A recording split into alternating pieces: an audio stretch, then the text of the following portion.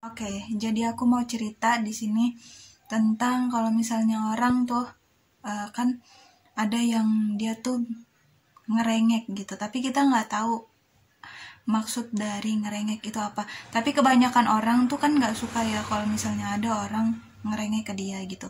Sebenarnya orang yang ngerengek itu tandanya dia itulah ada kebutuhan emosional yang belum terpenuhi gitu. Ada sesuatu di hatinya dia, kebutuhan gitu ya, entah itu perhatian, entah itu kasih sayang atau yang lainnya gitu, itu belum terpenuhi, jadinya dia cari perhatian, dia ngerengek kayak gitu.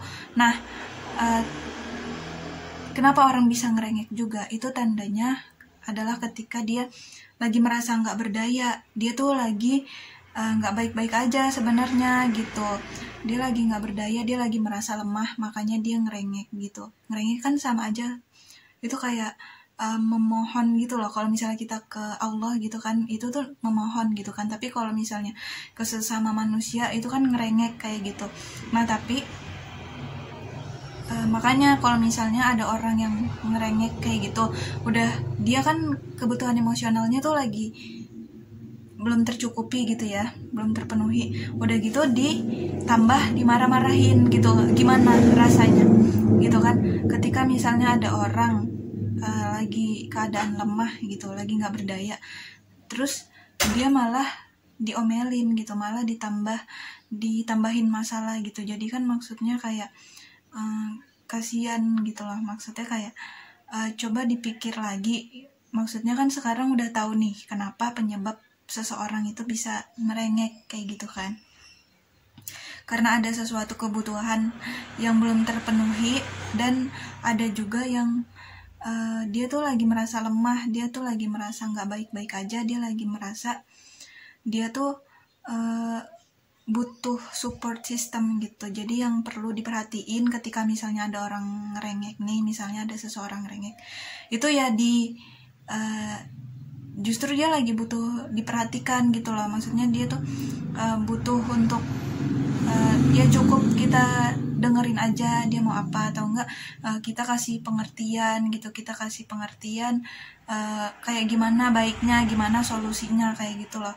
Jadi maksudnya solusinya tuh bukan dimarahin atau bukan malah ditambahin masalah ke dia gitu. Dia juga sebenarnya juga struggling gitu loh, maksudnya dia juga struggling sama emosinya sendiri, makanya dia tuh ngerengek gitu.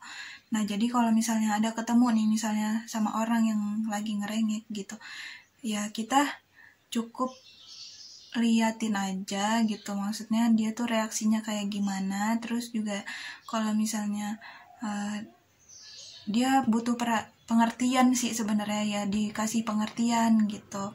Gue berasa di sauna aja ya, keringetan gini. Ya lanjut.